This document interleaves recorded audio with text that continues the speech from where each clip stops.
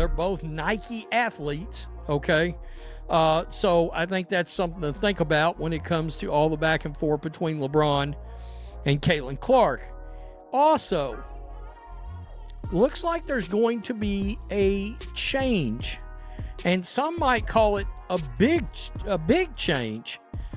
So you see that reaction? You've got multiple players who wear the same number, and all of a sudden Caitlin Clark has to give up the number 22. We're talking about the number that basically became the symbol for women's basketball over the last 2 years. The one fans got tattoos of, the one that shattered merchandise records for the WNBA, and now she's being told to just walk away from it for a Team USA training camp. 12. There's a case to be made that Indiana Fever superstar Caitlin Clark's 22 is the most recognizable number in women's sports right now. I don't think there's even I don't think it's arguable at all. I just think when you think of far and away women's sports, jersey numbers, to be real, I mean, what is, I think is Sophie 8? I guess, maybe. But other than that, I have no idea. It's just Caitlin Clark at 22. The reason is pretty straightforward, at least on the surface. A'ja Wilson wears 22 for the Aces, and she's a 2-time league MVP. Cameron Brink wore it for the Sparks before she got hurt. And of course, Cheryl Swoops made that number famous a long time ago. But here's the thing that makes this so interesting. Almost nobody knew those other players wore 22 until this whole conversation about Caitlin Clark started. She's the one who turned that jersey into the most famous one in women's sports. And that's not just an opinion. You can measure it in jersey sales and social media numbers. This is the problem. There's no arguments with that. I mean, come on. But she certainly has become synonymous with 22, dating back to her historic college career at the University of Iowa and through her WNBA career. Clark isn't the only WNBA star to don the number. Aces forward and 2-time reigning WNBA MVP A'ja Wilson is also well known for wearing number 22, as does Sparks center Cameron Brink. Cheryl Swoops is also known for wearing that number during her iconic professional career. And watch how much they're emphasizing that point. Before this, you couldn't have told me what A'ja Wilson's number was. People weren't rushing out to buy Cameron Brink jerseys because of the number on the back. And Cheryl Swoops retired back in 2011, almost 15 years ago. Right now, the cultural power of the number 22 in women's basketball belongs to one person, and that's Caitlin Clark. But Team USA is making her change it. They gave her 17, and what's crazy is they didn't even give 22 to A'ja Wilson. Nobody got it. They just took it completely off the roster for this camp. Completely different number than what they're accustomed to on their professional teams. Caitlin Clark is going to wear number 17 at Team USA training camp. I'm going to tell you this, and I can't believe I'm going to use the word if. When she makes the roster as what should be the starting point guard for Team USA, that Team USA number 17 jersey about to sell. Woo-wee. They're going to be gone in moments. This is the moment it all starts to feel a little weird. Team USA has a rule against players sharing numbers, which totally makes sense. You need to be able to tell who's who on the court, but when you have a bunch of players who wear the same number for their pro teams, someone has to give it up. Paige Buckers is changing her number. Angel Reese is going with 25 instead of her usual 10. Aaliyah Boston is switching over to 30, but only one number was completely taken out of rotation. Only number 22 is just sitting there empty. That decision tells you everything about the politics surrounding Caitlin Clark and her incredible rise. So let me see if there's a load in and come up. I don't know how big it's going to be. Number. Okay, number. Right there. Number 17. So who is actually getting 22? Is anybody getting 22? Nobody. Nobody on the squad is. Think about the situation they were in.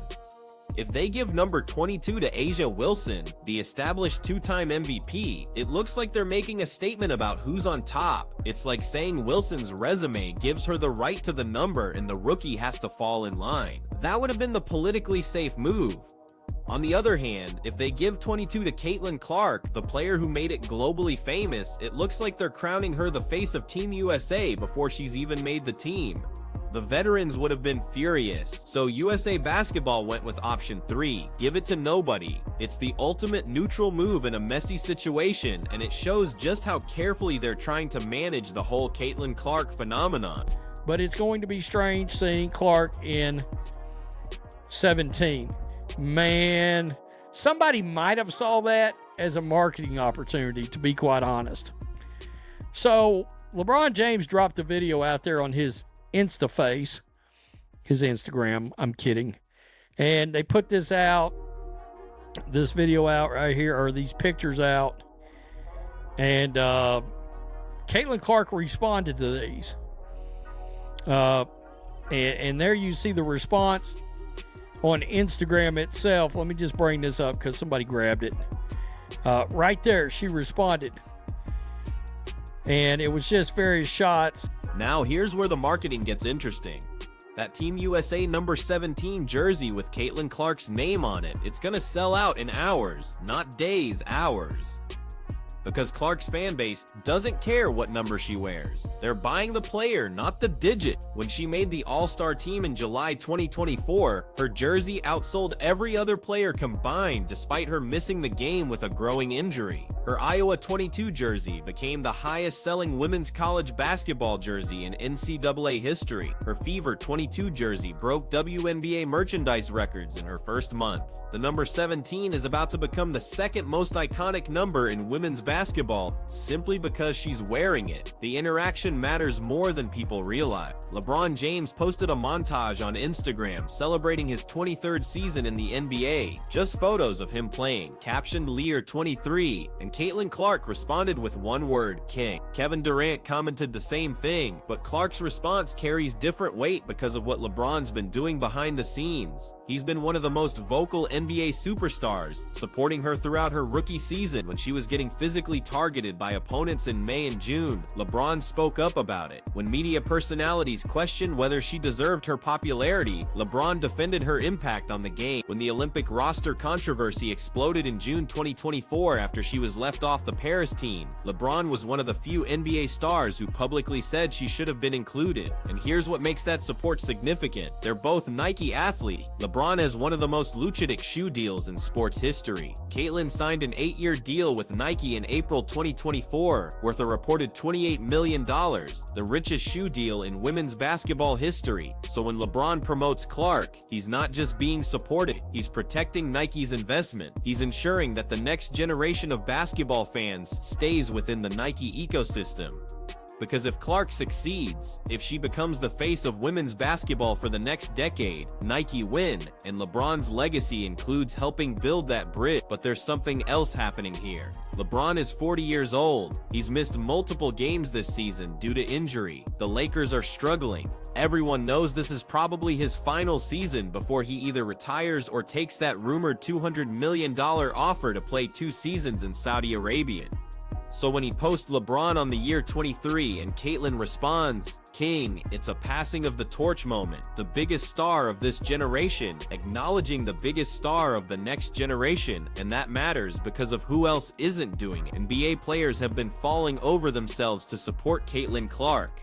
Steph Curry praised her reign, Damian Lillard compared her deep shooting to his own, Draymond Green defended her against physical play, Jason Tatum called her must-watch TV, the list goes on, but you know who's been conspicuously quiet? A significant portion of WNBA veteran, the players who should be celebrating her impact on their league. The players whose salaries are increasing because of the attention she's bringing. The players who are getting more media coverage because she's making the WNBA relevant to mainstream sports fans. Instead, we got the dark side comments. We got the physical targeting that went beyond normal basketball. We got the passive-aggressive social media posts about real hoopers versus media creation. We got veterans questioning whether she deserved Rookie of the Year despite her historic statistical season, and that divide reveals something uncomfortable about how the WNBA has responded to its biggest star.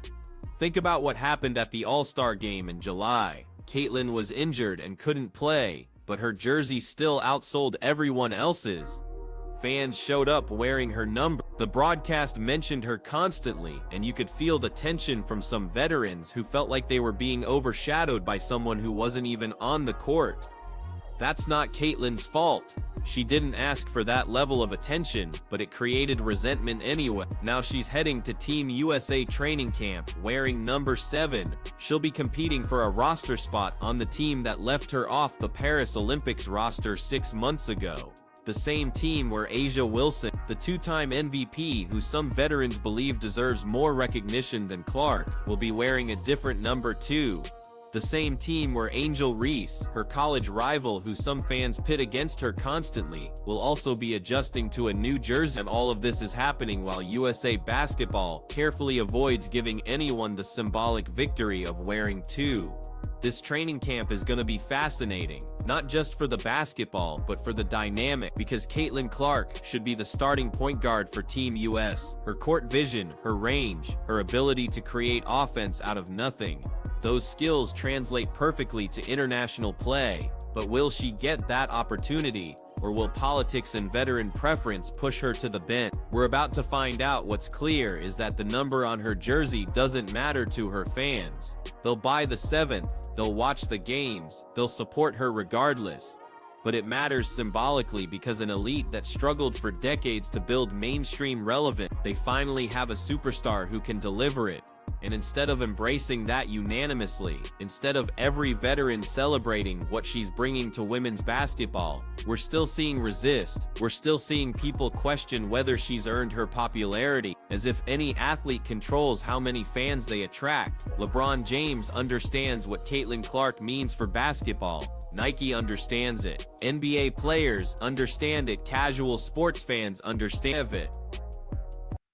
The question is whether the WNBA establishment will fully embrace it before they waste the opportunity, because generational talents don't come around often, and when they do, you build around them, you support them. You don't make them change their number while leaving it empty for nobody. So yeah, she'll wear 17 at Team USA camp. She'll probably make that number iconic too, and when those jerseys sell out in record time, maybe it'll finally sink in just how special this moment is. What do you think? Should Caitlin have been allowed to keep 22? Drop your take in the comments.